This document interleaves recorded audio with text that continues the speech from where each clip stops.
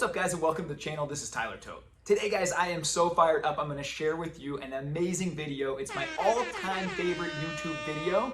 This one has tens of millions of views. I think there's so many awesome lessons we can learn from it. I'm going to watch it with you, talk through some awesome lessons, how we can apply those to better our lives. So as I was looking for my favorite all-time YouTube video, I stumbled across this one. 13.1 billion with a B views. The baby shark, the daddy shark. We got this going in my family a lot. I got two 2-year-olds, so we have watched that maybe a billion times as we dance around the living room some nights, have little dance parties. My sons are very into that one. That one didn't make the cut. The one I'm talking about is this video right here. 2009 Sasquatch Music Festival. Absolutely love this video. It shows so much about human nature, about the way that humans are wired, how we tend to respond and act towards leaders. I'm just really excited to hop in, so let's jump in and go through this video. So the video starts out right here with one really eccentric, crazy guy just having the time of his life. Now, this is a music festival. This shouldn't be out of the question, but you can see he's getting a lot of stares. Everybody's looking over. Obviously, this person's filming him thinking, man, this guy's just kind of nuts.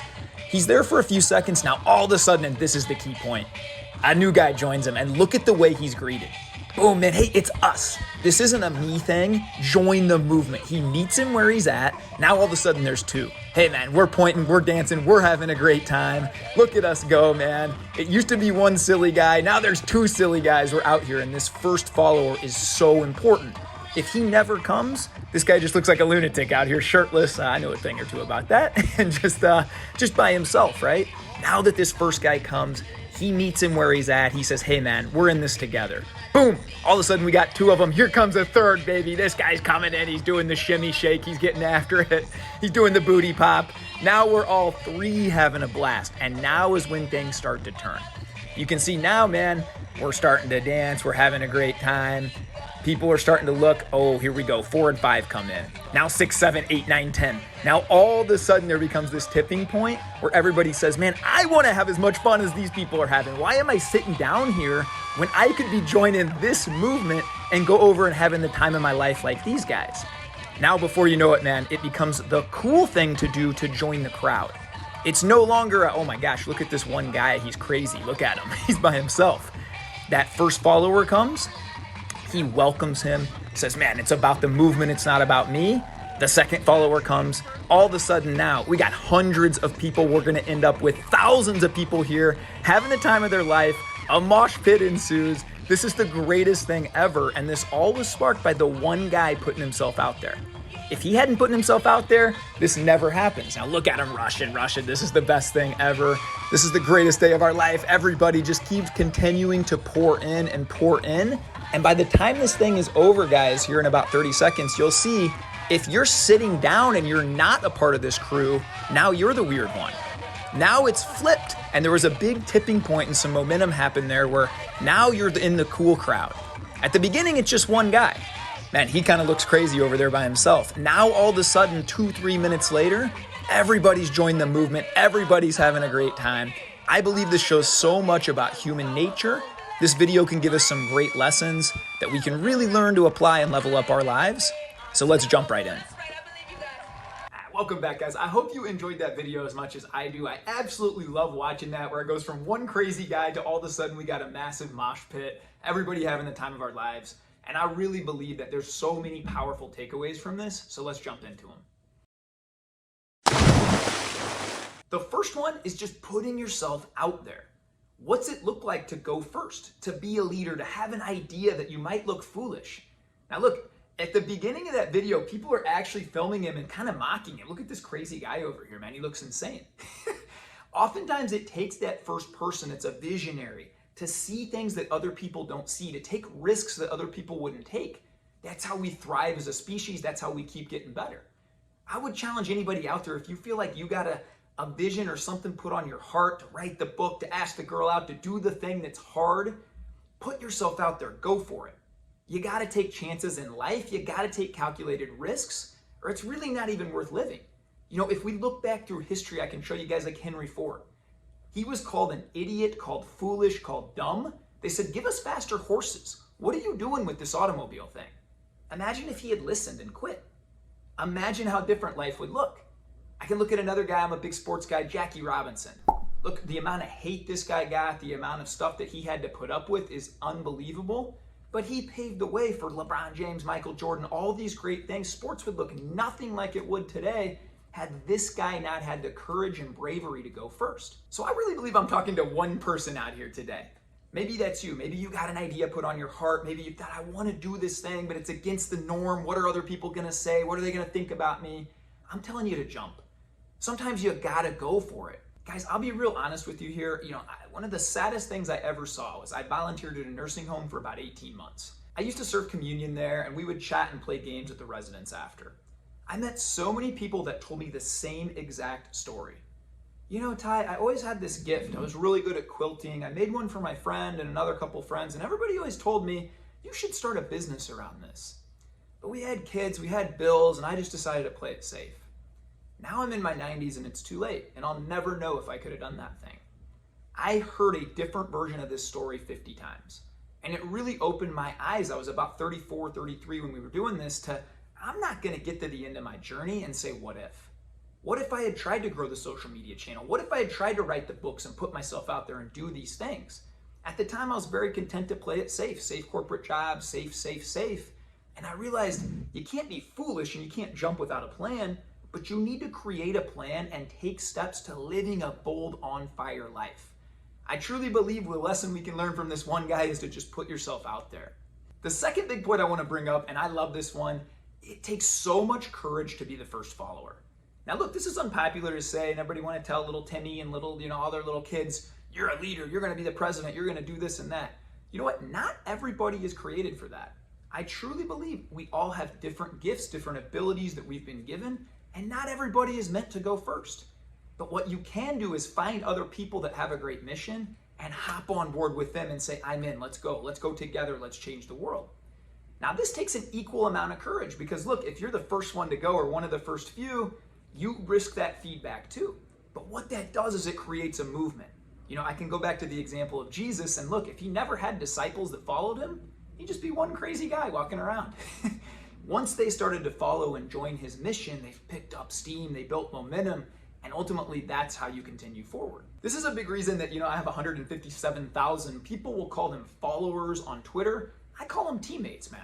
I appreciate the first few people that hopped on with me that have been there in the beginning. I was tweeting some nonsense about this or that, man, and they said, I kind of like what this guy's putting out here. Maybe I'll give him a chance. Without those people, it would never have built to what it is today. And so it takes a lot of courage to hop on board with people first. The third one, and this is massive, this is why I do what I do every day, and that's the ripple effect. Now, looking back over my life, I was very blessed to have great parents, great grandparents close, and a lot of people that poured into me. But also at different times in my life, in different seasons, I had individuals outside of my family that really helped me in low spots. First one, I talk about him a lot on this channel, this man right here, Eddie Lowen. I would consider him my first mentor, a guy that really saved my life, to be honest. I was at very low times, in my late 20s, and what he did was he met me where I was. He didn't judge me, he didn't this or that, he just helped me pump the brakes and start to take steps back to change my life and create a vision for the future that I actually wanted.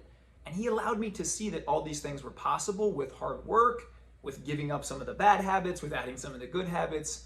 And without him, there's no chance I would be where I was today. There is no chance that I'd be the kind of husband, dad, Christ follower person that I was. And so I think about that ripple effect. He impacted me. I've gotten a chance to now coach hundreds of men, lead retreats, see guys' lives change all the time. None of that happens if Eddie Lowen doesn't stop and help me at a low point during life. So I think we can take this as a challenge wherever we're at. Doesn't mean you need to go do grand gestures or big things sometimes. What it does mean is just an act of kindness, a smile, extra empathy. Instead of lashing back out at this person on social media, maybe show them some grace and kindness. Maybe that's the first kindness they'll have in a month or two. Maybe that sparks something in them. How do we change the world? I believe it's that ripple effect. It's one interaction at a time, blessing up, being kind, being generous, being empathetic. And that ripple effect is ultimately what changes the world. The fourth one, and I love this, it just shows actual diversity, not the weird diversity that some of these woke companies push that we gotta have this and this. But dude, what you see from this video is once the floodgates open, once everybody realizes this is an amazing time, I can't wait to go join this movement, There's people from different races, religion, socioeconomic statuses, sexuality. I'm sure there's all kinds of people from all different backgrounds, high-fiving, hugging, mosh pitting, dancing, jumping, having the time of their life. And I think this is such an important lesson. You know, I read the other day that 99.6 of humans' DNA is exactly the same. 100% the same, the darkest guy in Africa and the whitest guy wherever you want to say. Exactly the same. Only 0.4% of us make our differences, and that's what makes us unique and special. But too often in life, we're so focused on, well, if he voted that way, I can't be friends with him. Well, if he got a vaccine or didn't, I can't be friends with him. And we focus all the time on dividing ourselves and putting ourselves in these boxes, and it doesn't allow us to open up and just welcome everybody in. I'll take this a step further and challenge a lot of churches. You know, a lot of churches I see out there will say, well, you can't be on the team if you believe this thing. If you have that sin in your life, you can't be a part of our congregation. We don't welcome that sin. And I believe that's the exact opposite of Jesus. I believe he sat down with sinners, tax collectors, prostitutes, everybody. He met people where they're at and said, welcome, we can all win. We're all in this together. Let's go. And that doesn't mean that I love the sin. We'll talk about that later, but I'm going to meet you where you are and we're going to go together. I think that's a big takeaway for everybody. Stop focusing on our differences. Focus on what we have in common. Let's go do this thing together. Number 5, the last one, and this is one I alluded to a little bit, but it's feedback. It's putting yourself out there. You know, I was asked on a podcast a little bit ago, what's the most important piece of self-improvement? And I said feedback. That answer really surprised the host, and he asked me to elaborate. And what I'll say is this: too many people just go through life always playing it safe. If you watch Netflix every night, if all your friends are going to the bar and you join them, that's really safe. You're not putting yourself out there.